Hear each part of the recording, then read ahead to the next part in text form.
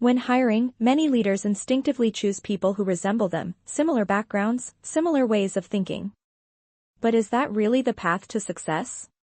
Look at a winning football team. You need a goalkeeper, defenders, midfielders, and strikers.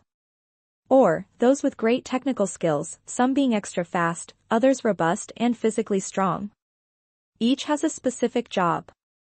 A team full of goalkeepers or strikers won't win. Business is no different. High-performing teams thrive on diverse skills and roles. This is where Meredith Belbin's Team Roles framework comes in. What it is and how it works. Belbin's research in the 1980s showed that successful teams aren't just about technical expertise. Instead, success depends on how people behave and contribute within the team context. Belbin identified 9 distinct team roles, each bringing strengths but also allowable weaknesses. The roles aren't job titles, they describe behavioral contributions. A good team needs a balance across these roles.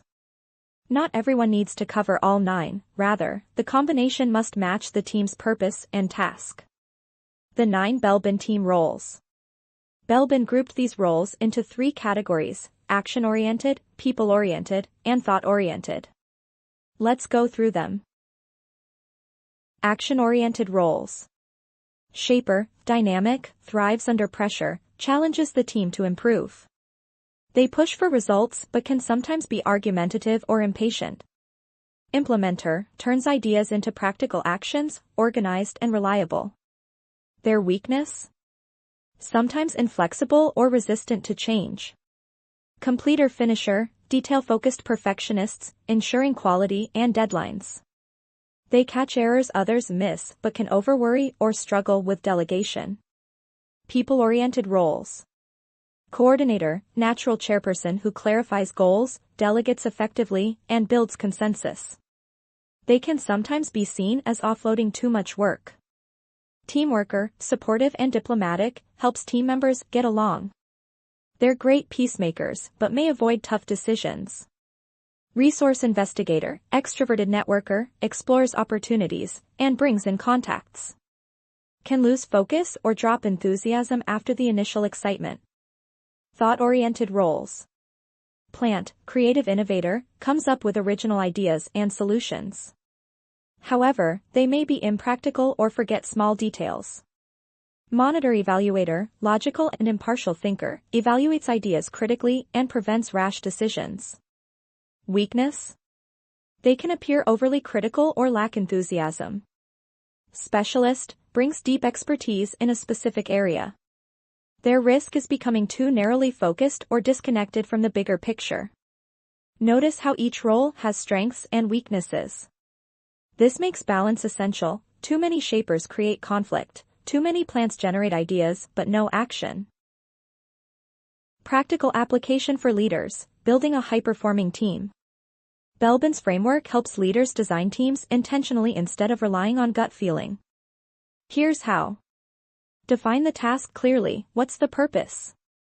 A creative innovation project may need more plants and resource investigators. An operational project may need implementers and completer-finishers. Assess behavioral roles. Use Belbin assessments or observation to map each team member's preferred roles. Most people cover 2 or 3 roles naturally. Balance the roles. Aim for coverage across all 9 roles. If gaps exist, consider adding members or developing current ones. Leverage strengths and manage weaknesses. Don't expect perfection. Instead, create an environment where people's strengths shine while their weaknesses are supported by others. Adapt as teams evolve. Roles can shift based on context and maturity. For example, a team worker might step into a coordinator role as confidence grows. Leaders who master this balance can avoid common pitfalls like overstaffing with idea people, but lacking finishers, or having a team full of doers but no strategic thinkers. Pros and cons of Belbin's model. Pros. Provides a clear, practical framework for understanding team dynamics.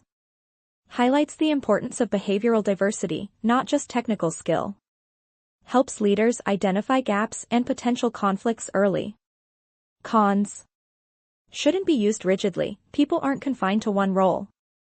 Based on self and peer perception, can be biased without context. Doesn't account for all factors like organizational culture or external pressures. Used thoughtfully, Belbin is a powerful tool, but it works best combined with other leadership insights and context. Conclusion.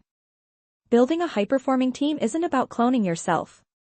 It's about assembling a diverse mix of complementary roles. Just like sports teams rely on different positions, business teams succeed when members bring different strengths. Belbin's team roles offer leaders a roadmap, understand the 9 roles, balance them, and align the team with its mission. When done well, the result is not just collaboration, but synergy, a team that delivers results far greater than the sum of its parts.